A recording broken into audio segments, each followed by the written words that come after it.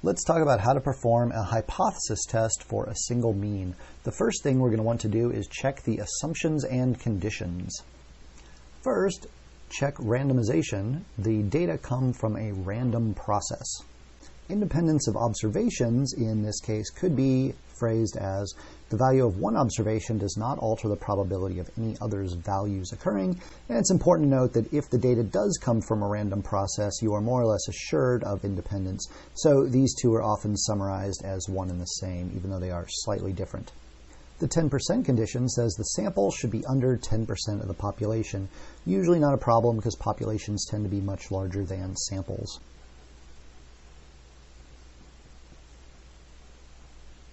This condition's a little harder to phrase because it relates to a couple different things, but you basically need a sample size of at least 30 observations. That guarantees that the sampling distribution of x bar will be approximately normal or t. If that is not met, then you require the x values themselves be approximately normal, so either the data you collected or the underlying distribution. Sometimes you don't know that, so you can check a histogram of the x values for symmetry, unimodalness, and no significant outliers.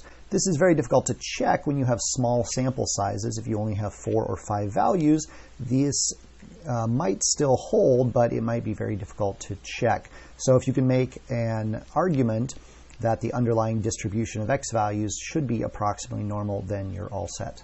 Next, write your hypotheses.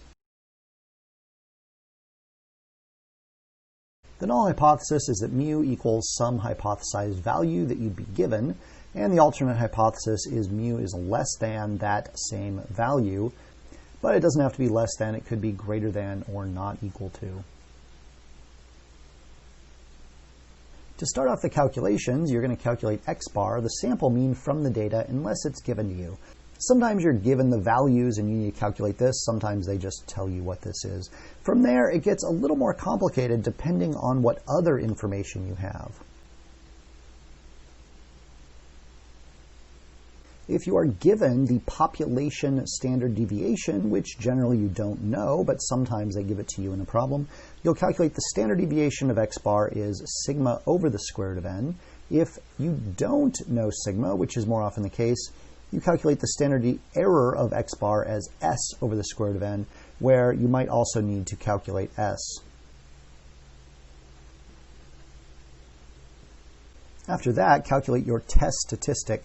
If you know sigma, it's going to be a z-score using the normal model. You calculate the x bar minus mu 0. I'm using mu 0 to represent the hypothesized mean. So up here, you could call this mu 0, and then that is also mu 0. So subtract whatever your hypothesis says it is. If you don't know sigma, you only calculate or know s, then your test statistic is a value of t from the t distribution, and it's x bar minus mu 0 over the standard error. From there, calculate p-value. If your alternate hypothesis uses less than, it's going to be the lower tail area for one of these two. I suppose we should also note that up here, we have df equals n minus 1 for the t distribution. If your alternate hypothesis uses greater than, it's going to be the upper tail area, either the normal or the t, whichever you're working with.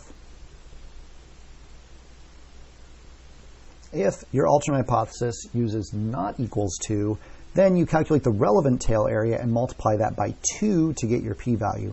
The relevant tail area means either upper or lower, depending on whether your test statistic is positive or negative. If this is negative, it'd be lower tail area. If this is positive, it's upper tail area. But then you multiply that area by 2 to get the p-value only if your alternate hypothesis uses not equal to.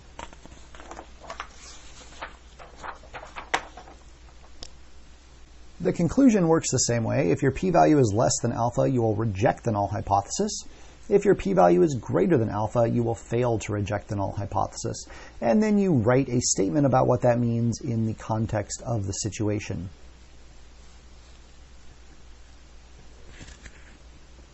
If you reject the null hypothesis, then you conclude that the mean of whatever is greater than, less than, or not equal to whatever it was hypothesized to be.